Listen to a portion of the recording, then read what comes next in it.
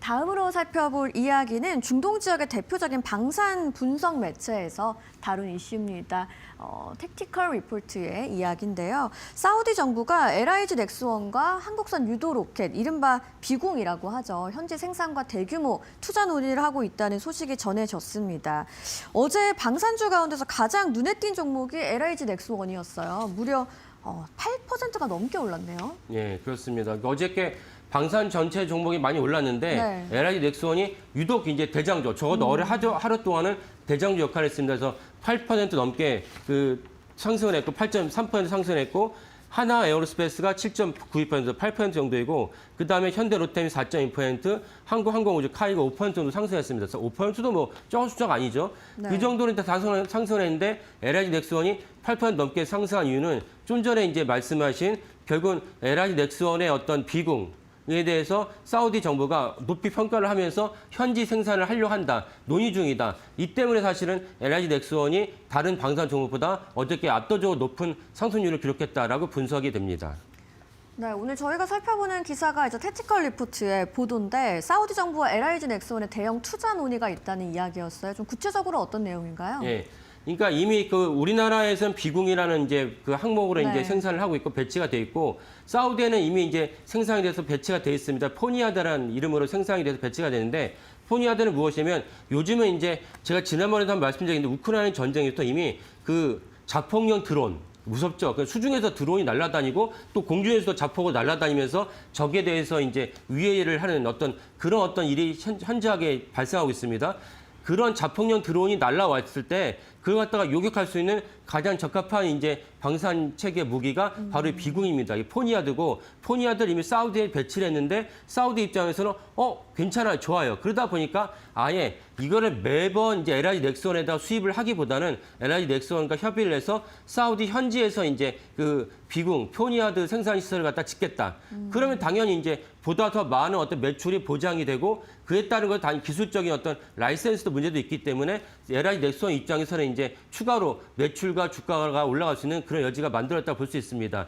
그 비공에서 이렇게 높이 평가를 하는 이유는 또 다른 이유는 뭐냐면 작년에 한미일 영이 같이 이제 연합으로 이제 훈련했는데 림팩입니다. 림팩 훈련에서도 또 비공이 이제 나와서 거기서 이제 훈련 성과를 보이는데 한 번에 가상 적을 6발을 갖다 다 요격하는 어떤 성능을 보여줬습니다. 이 때문에 비공 포니아드의 어떤 국제적 위상이 올라가면서 사우디가 이번에 이참에 아예 그냥 우리 현지에다가 시설 짓겠다라는 결정을 내리지 않았을까 싶습니다. 사우디 입장에서는 포니아드, 비공의 효과를 이제 입증을 했기 때문에 검증이 됐다 보니까 그런 구상을 하고 있는 것 같네요. 예, 그렇죠. 그래서 사실은 이제 DB증권 같은 경우는 이 많은 분들이 아시겠지만 우리나라 방산을 갖다가 상승하겠다는 결정적 계기 중 하나가 사우디가 천궁2를 갖다가 이제 배치하겠다는 그런 뉴스가 나오면서 우리나라 방산이 올라가고 LIG 넥스원이 엄청난 주가를 갖다가 분출을 했습니다. 그러면 사우디는 천궁2라는 거는 쉽게 말하면 패트리어트 미사일인데 패트리어트는 엄청난 고도의 미사일이 날아올 때 그걸 요격하는 것이고 비공은 말씀드렸다시피 그 정도는 아니고 그래도 눈에 보이는 그 정도의 드론이라든지 이런 미사일의 요격을 갖다가 하는 체계인데 그렇다면 사우디의 방공 체계를 높은 고고도는 천궁, 적게도는 그것도 비공이 이제 맡고 있는 거기 때문에 사우디의 방산 체계, 사우디의 국방을 갖다가 LIG 넥스원이 도맡아 하는 그런 형식이 됩니다. 이 때문에 사실 DB증권은 올해부터 27년에 걸쳐가지고 UAE랑 사우디, 이라크에다가 해당 무기를 갖다가 배치하게 됐을 때 영업이익이 수출 마진이 25%에서 40% 올라간다. 우리나라에 배치되는 영업이익은 5%밖에 안 됩니다. 왜냐하면 우리나라 정부는 어차피 우리나라 방산기업이 우리나라에다 배치한 것이기 때문에 그게 쳐줄 수가 없습니다. 그래서 5% 정도이지만 외국에 수출하는 것은 뭐 다른 얘기죠. 그래서 두 자릿수 이상으로 영업이익을 남기는데 DB증권은 사우디랑 이라크에 배치되는 이런 어떤 방산 체계는 영업이익이 지금도 25%인데 40% 올라간다고 전망하고 있습니다. 이렇다면 사실은 LIG 넥스원에게 큰 수혜가 아닐 수 없습니다. 네, 저희가 또 앞서 트럼프 대통령의 방위 예산 증액 이야기를 한번 나눠봤는데 한국 방산의 수익률 상승에도 당연히 일조를 하는 모습입니다. 그렇죠.